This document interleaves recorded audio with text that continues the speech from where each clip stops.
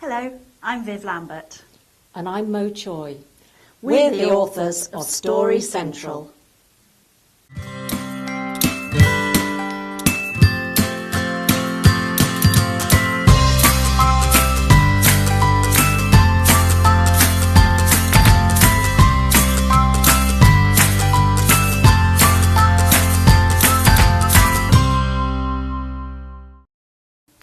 Everybody loves a story.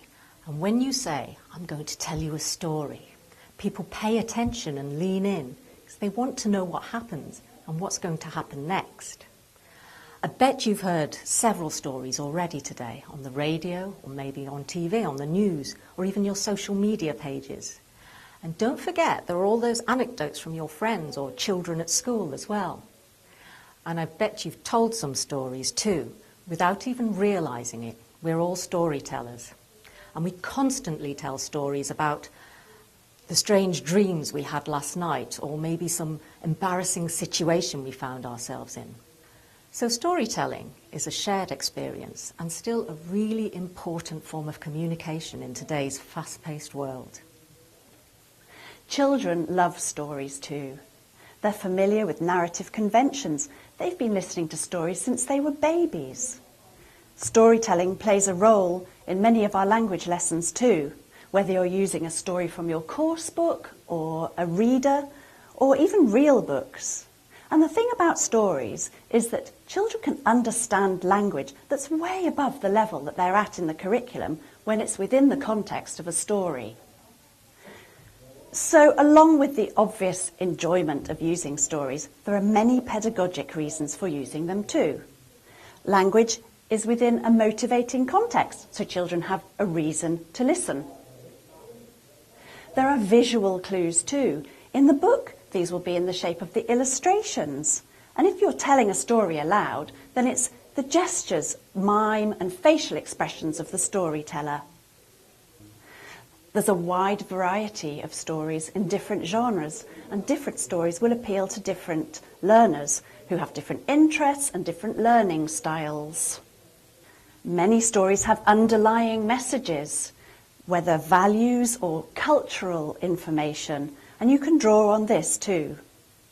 Stories often lead on to creative thinking activities, such as predicting what's going to happen next, or analysing the characters and their actions, or perhaps making up a different ending. And of course, stories lead on to literacy work, whether extended reading or writing activities.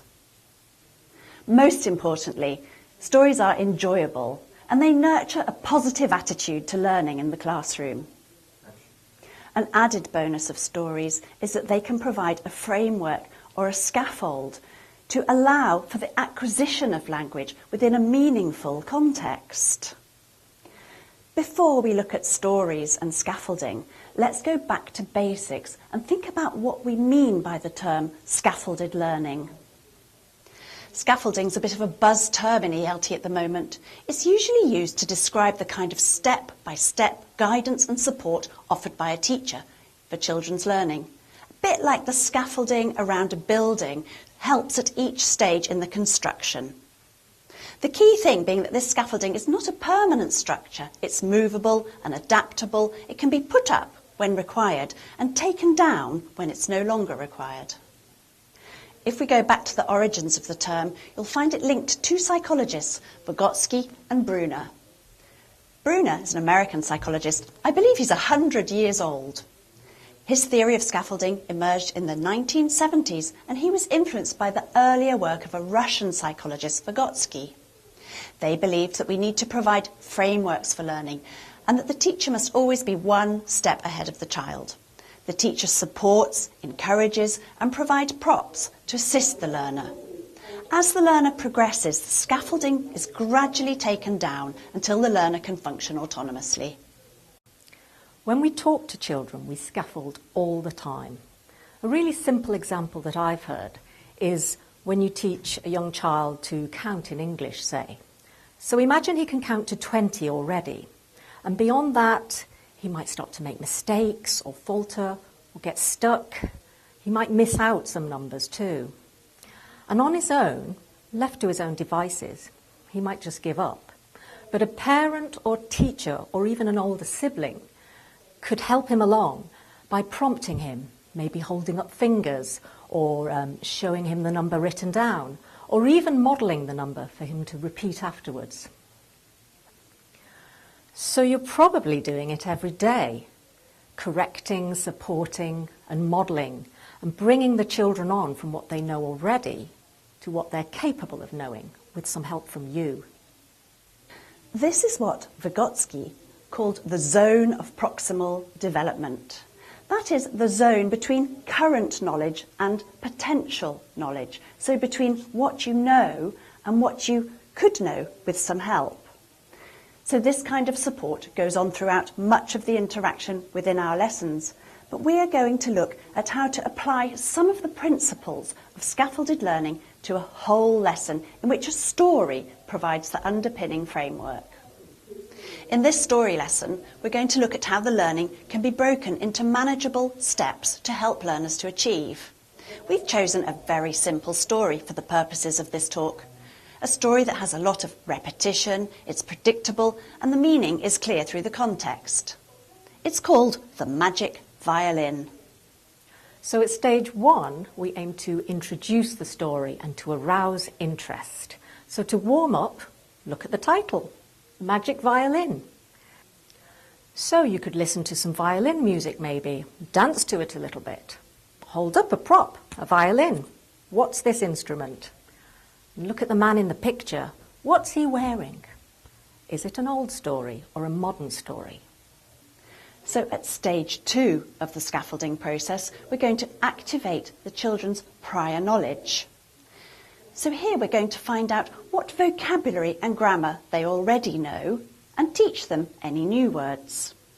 There are lots of animals in this story. Do you know these animals? There are fish and birds, there are cows and sheep and dogs. We can teach or review the vocabulary through mime with flashcards, making noises, and so on. What about these actions? Do you know these verbs? Dance, fly, run, climb trees. And how about linking these? Can you link the animals to the actions? Maybe using can or can't. So perhaps the dog can run. Cows can't fly.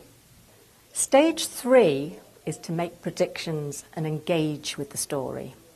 So making predictions about what happens in the story is a really good way of getting the children to hypothesize and use their imagination and engage with the story.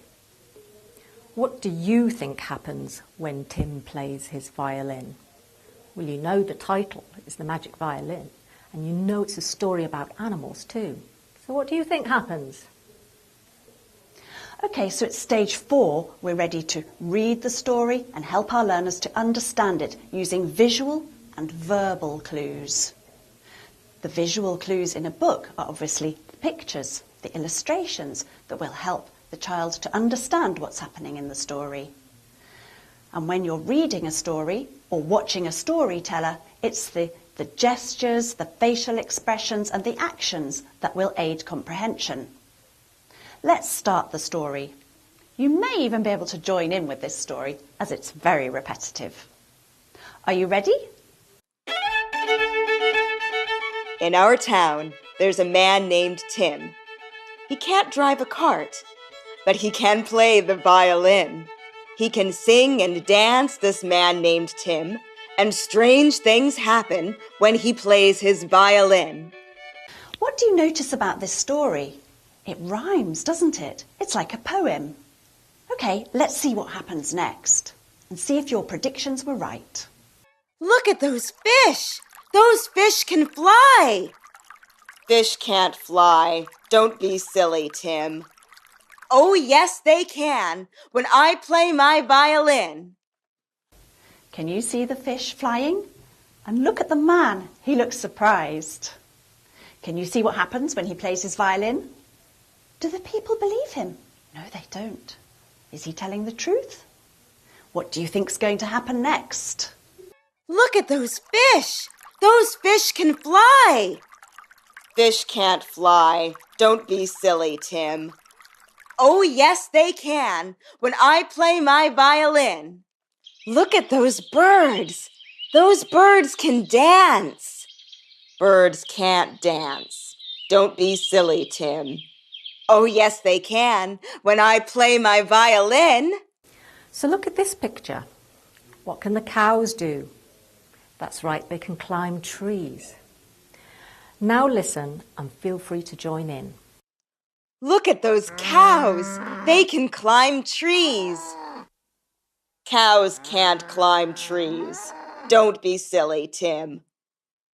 Oh, yes, they can, when I play my violin. Now you join in. But listen, something different happens here. Listen to those sheep. Those sheep can sing. Sheep can't sing. Don't be silly, Tim. Oh, yes, they can, when I play my violin. Look at those dogs. They can skate. Dogs can skate. You're right, Tim. They can skate when you play your violin. In our town, there's a man named Tim. Strange things happen when he plays his violin. So nobody believes Tim except the little boy. Why do you think the little boy believed him? Is he the only one who believes in magic?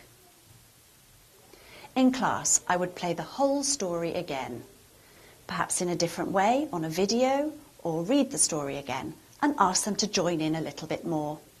We could do some comprehension activities, like getting them to put the animals in the order in which they hear them in the story. They can match the animals to the actions again and see if they do it differently this time. Now that they're familiar with the story, we can move on to stage 5. So at this stage, they can retell the story. And this story divides really nicely into 3 groups of speakers: the narrator, Tim, and the people he meets along the way. Retelling in groups helps to build confidence, and it supports the weaker students too, which in itself is a kind of peer scaffolding.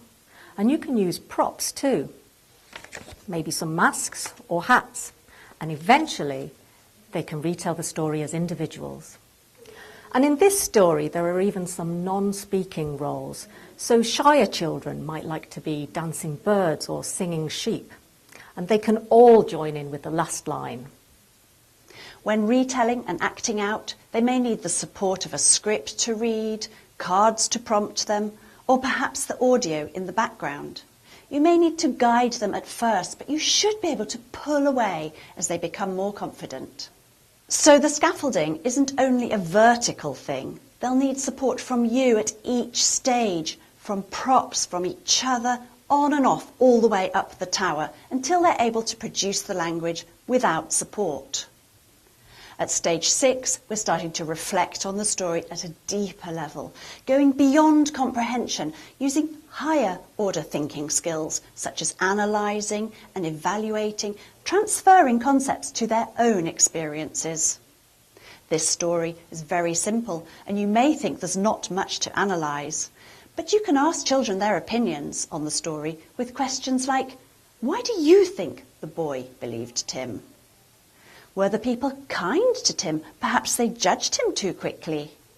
And have you ever surprised anybody by anything you can do? Ask them if they like the story, if there are any messages behind the story. For example, anything's possible if you have the imagination.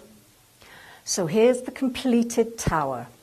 The roof on top suggests an arrow which takes us beyond the story, where the children can internalise the language and create new or original work. They can extend their learning through project work or CLIL or further reading and writing. So you might like to look at musical instruments from around the world or read some other rhyming stories, or even write your own verse. I think it'd be fun to write your own verse, don't you? So, what would you like to happen if you had a magical instrument? Or, imagine you're an elephant. What can you do when Tim plays his violin? Before we leave the scaffolding tower, we want you to look at the colours and suggest what they might signify. Do you see there's more blue at the bottom and gradually more yellow at the top?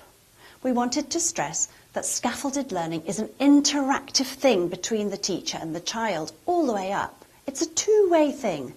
The blue signifies more teacher input, and the yellow is the child starting to take more of an active role as we go up the tower. With scaffolding, the class becomes less teacher-centred. Students take more responsibility for their learning as they progress. But the responsibility of teaching and learning is shared all the way up.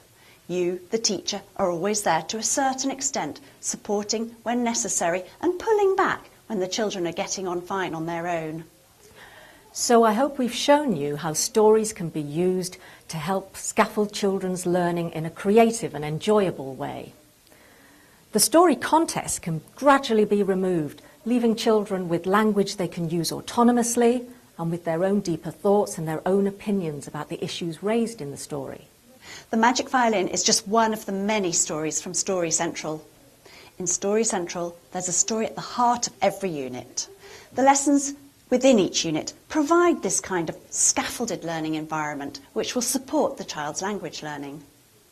We encourage you to use stories to stimulate your children's imagination and creativity and help them to become free-thinking and independent and creative learners.